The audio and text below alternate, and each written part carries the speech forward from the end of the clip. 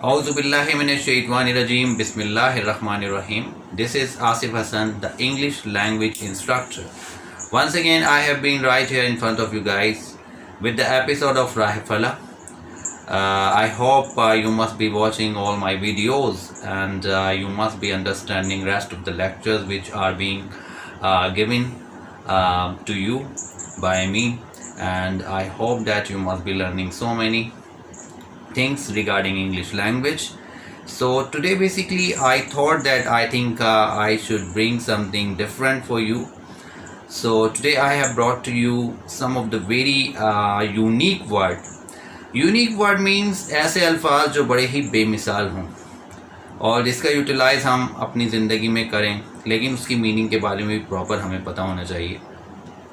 तो ऐसे अल्फाज के बारे में मैं आज आपको बताऊंगा, तो लिहाजा you are supposed to watch my video till the end and keep watching my videos time to time and don't forget to subscribe me। इससे पहले कि मैं वो जो वर्डिंग्स हैं जो बहुत ही ज़्यादा कंफ्यूज भी करते हैं बहुत से स्टूडेंट्स को, और रोज़मर्रा की जीवी में बहुत से स्टूडेंट उसको जो है वो समझ नहीं पा रहे होते, तो उन वर्ड्स के बारे में मैं आज डिस्कस करूंगा। और वो कुछ ऐसे अल्फाज हैं जो कि बड़े ही यूनिक कहलाते हैं और उसका हमारी रोज़मर्रा की ज़िंदगी में इंग्लिश स्पीकिंग में ख़ास तौर से बड़ा ही इस्तेमाल किया जाता है।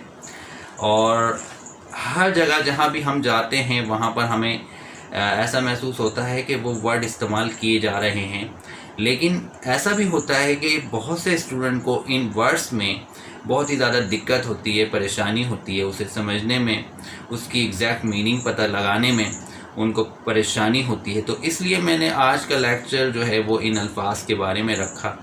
ये ज़्यादा अल्फाज तो हैं नहीं, 4 से 5 अल्फाज हैं कुछ जो मैं आपकी जो है वो कहने का मकसद ये है कि खिदमत में पेश करना चाहूँगा ताकि आप इन अल्फाज से मुस्तफ़ीद हो सकें और इसका प्रॉपर यूज़ करें, इसे प्रॉपर तरीके से समझें।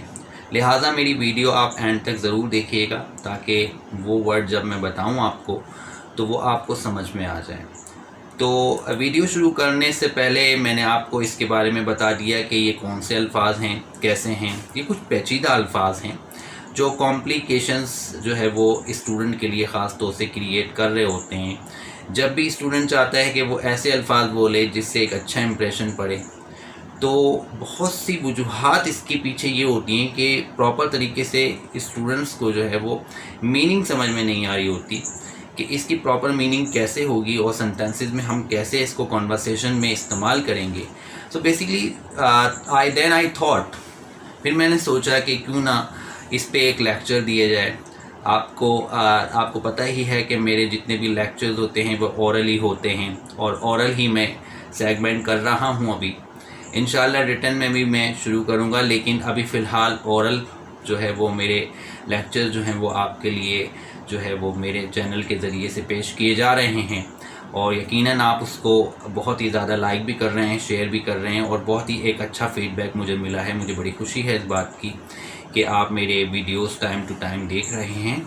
और I am also very thankful to rest of you guys the way you have given me feedback up till now for rest of the videos which exactly I have delivered to you.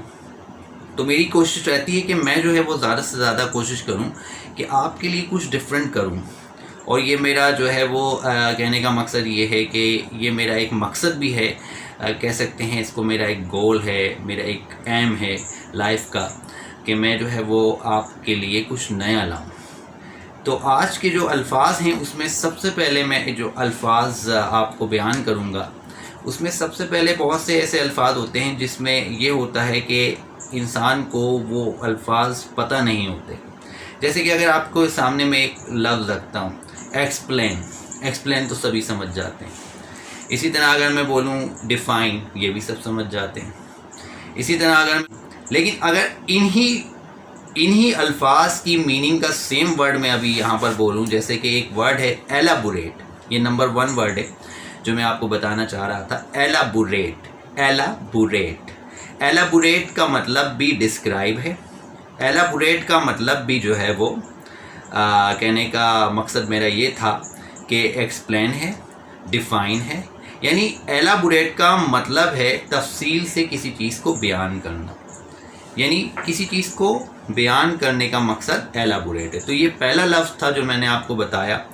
ये लफ्ज़ जो है वो verb है, इसकी second form में ED लगेगी और थर्ड फॉर्म में भी ईडी लगेगी। तो और जब हम कंटिन्यूटी के लिए इसे इस्तेमाल करेंगे तो प्रेजेंट प्रोग्रेसिव में इसे आईएनजी के साथ हम इस्तेमाल करेंगे, जैसे I am elaborating a lesson, she elaborates a lesson, वो तफसील से बयान करती है सबक। इसी तरह आई एलाबोरेट द लेसन, मैं एलाबोरेट करता हूँ, मैं तफसील से बयान करता हूँ लेसन को। तो ये एलाबोरेट जो है वो ऐसा वर्ड है कि बहुत से स्टूडेंट को इसके बारे में पता नहीं होता, लिहाजा डिफ़ाइन, समराइज, डिस्क्राइब, ये सब जितने भी एक्सप्लेन, इन सब की मीनिंग ये भी दे रहा है। तो ये एक नया वर्ड भी होगा आपके लिए, जिनको इसके बारे में इल्म नहीं होगा तो वो दूसरों तक भी इसको पहुंचा सकते हैं, बता सकते हैं कि एलाबोरेट भी एक ऐसा वर्ड है जो वर्ब के तौर पे इस्तेमाल होता है और जिसकी मीनिंग बनती है तफसील से बयान करना। इसी तरह इंग्लिश में बहुत से ऐसे वर्ड हैं जो हमें कंफ्यूज करते हैं। जैसे कि अगर मैं ये बोलूँ कि उसने मुझे, कहने का मकसद ये है यहाँ पे मेरा, उसने मुझे वाकई में तंग किया है, उसने मुझे वाकई में बहुत तंग किया है। He has teased me, he has teased me a lot। अब ये a lot जो है ये तो सिंपल सा वर्ड है। इसी तरह अगर मैं आपके सामने कोई ऐसा वर्ड पेश कर दूं यहाँ पर कि वो वाकई में बहुत अपसेट है, बहुत परेशान है, अब क्या बोलेंगे इधर, वो वाकई में बहुत परेशान है। परेशान के लिए तो आपको पता है कि अपसेट और शी मतलब वो। अब अगर मैं ये बोलूँ कि यहाँ पर मैं एक ऐसा अल्फाज यूज़ करूँगा जो बहुत ज़्यादा बोला भी जाता है लेकिन उसकी मीनिंग समझने में लोगों को बड़ी दिक्कत होती है, बड़ी परेशानी होती है, उसका मतलब है लिटरली। लिटरली, अब ये लिटरली जो है, ये जो लिटरली वर्ड है, she was literally very upset, she was literally very upset, यानी वो बहुत ज़्यादा परेशान, वो यानी यहाँ पर लिटरली की जो मीनिंग है अगर देखा जाए तो वो सेम मीनिंग है इंडीड की। इंडीड मतलब भी वाकई और लिटरली का मतलब भी वाकई, यानी लिटरली का मतलब she was literally very upset, she was literally very upset, वो वाकई बहुत ज़्यादा परेशान थी। तो देखें कितना खूबसूरत जुमला बन गया। अब ये जो हमने जुमला बनाया इससे हमें यह आइडिया हुआ कि ये जुमला जब बना तो उसमें एक वैरायटी आपको नज़र आई। अब ये लिटरली इस्तेमाल कर सकते हैं आप और लिटरली की जगह रिप्लेस आप इंडीड भी कर सकते हैं। ही इज़, अब जैसे कि अगर मैं बोलूँ वो बहुत अच्छा इंसान है, he is a nice human Indeed, he is a nice human Indeed, वो वाकई बहुत अच्छा इंसान है। He is a nice human Indeed, यानी वो बड़ा उम्दा, बड़ा अच्छा एक इंसान है वाकई में। तो यानी वाकई के लिए इंडीड का यूज़ भी हुआ और लिटरली का इस्तेमाल भी हुआ। तो कहने का मकसद यहाँ पर ये बनता है हमारा कि हम जो कॉन्वर्सेशन यूज़ करते हैं उसमें बड़े वैरायटी वर्ड अगर हम यूज़ करेंगे तो उससे एक अच्छा इंप्रेशन पड़ेगा। जो सुनने वाले होंगे हमें, वो भी हमें पजीराई, हमारे लिए जो है पजीराई का बाइस बनेंगे और हमें इनकरेज करेंगे। तो यहाँ पर यहाँ पे लिटरली जो वर्ड इस्तेमाल किया गया है उसके बारे में थोड़ा सा मैं और डेप्थ में आपको बता दूं कि she was literally very upset, literally वाकई, लिटरली यानी वाकई में बहुत अपसेट थी वो। अब ये लिटरली जो है वो किसी चीज़ के ऊपर एम्फसाइज किया जा रहा है, बहुत जोर दिया जा रहा है। She was literally very upset, तो she was literally very upset. अगर मैं बोलूँ she was indeed very upset, she was very upset indeed, ये भी कह सकते हैं। ये आपके ऊपर डिपेंड करता है कि आप किस तरह इंग्लिश को जो है वो बोल रहे हैं, लेकिन प्रॉपर वे में आप जो है वो बोलेंगे तो ज़्यादा बेहतर रहेगा। अच्छा, इसी तरह इसके अलावा भी हमारे पास बहुत से ऐसे वर्ड हैं जो हम अपनी रोज़मर्रा की ज़िंदगी में इस्तेमाल करते हैं। अगर मैं एक जुमला और आपके सामने पेश करूं, एक जुमला बनाऊंगा जिसमें एक वर्ड होगा, बड़ा यूनिक वर्ड होगा। आज क्योंकि basically today I have brought to your topic, it's all about unique words. So one of the word I want to tell you, I hope you are going to enjoy. and I am also going to enjoy rest of the thing with you as well. So जो word है मेरे पास वो है apparently. अच्छा, इसमें बड़े confuse होते हैं स्टूडेंट, पूछते हैं बाकायदा। मुझसे कई स्टूडेंट ने पूछा, जब मैं क्लासेस ले रहा होता हूँ तो अक्सर स्टूडेंट इसमें कंफ्यूज हो रहे होते हैं। तो मैंने सोचा कि ये कुछ 4-5 कुछ वर्ड हैं कुछ जो बच्चों को बड़ा कंफ्यूज कर रहे होते हैं, ख़ासतौर से लिटरली, अपेरेंटली, इंडीड, जैसे कि मैंने बताया एलाबोरेट, ठीक है ना। तो ये वर्ड हैं बहुत कंफ्यूज करते हैं। अच्छा, ऐसा नहीं है कि सिर्फ यही वर्ड कंफ्यूज करते हैं, इंग्लिश के बहुत से ऐसे दूसरे भी वर्ड हैं जो बहुत कंफ्यूज करते हैं।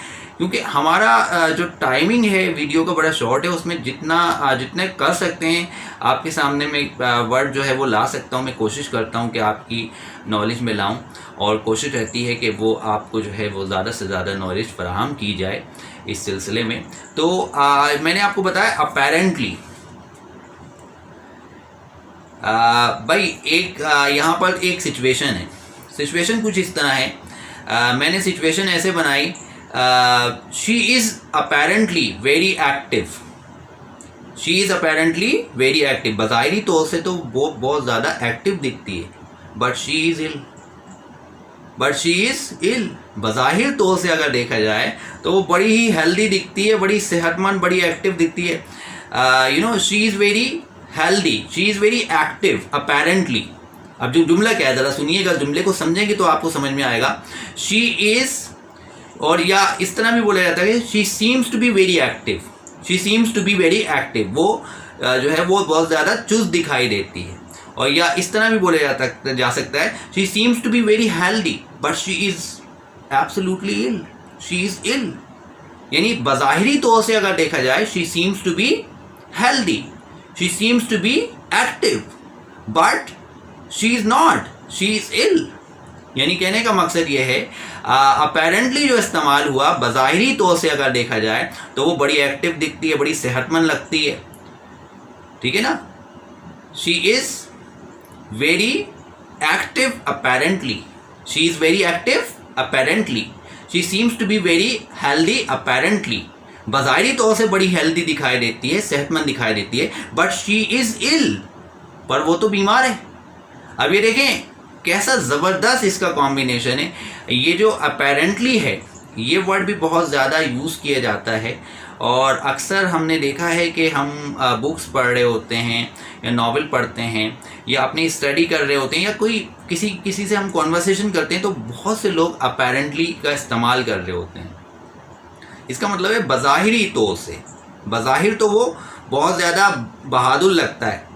अपेरेंटली देखा जाए he is very brave apparently but he is coward.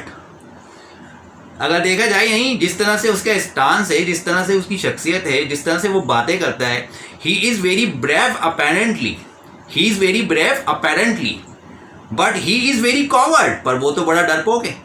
तो देखें ये अपेरेंटली का इस्तेमाल जो है बहुत जगहों पे, मैंने आपको मिसालें दी इसके बारे में, हम इसका इस्तेमाल करते हैं अपनी इंग्लिश में, अपनी रोज़मर्रा की रूटीन में।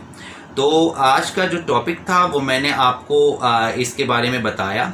इसी तरह ऐसे बहुत से वर्ड हैं जो हम रोज़मर्रा की ज़िंदगी में इस्तेमाल कर रहे होते हैं, उनका इस्तेमाल हमें करते रहना चाहिए और उससे अपनी ज़िंदगी में बहुत ज़्यादा उसके ऊपर ज़ोर देना चाहिए हमें।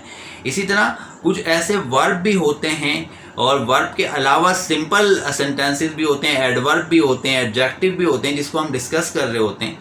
बहरहाल ये जो हमने वर्ड डिस्कस किए ये सिर्फ मैं आपके इल्म में लाना चाह रहा था। मुझे उम्मीद है कि आपको मेरी वीडियो पसंद आई होगी।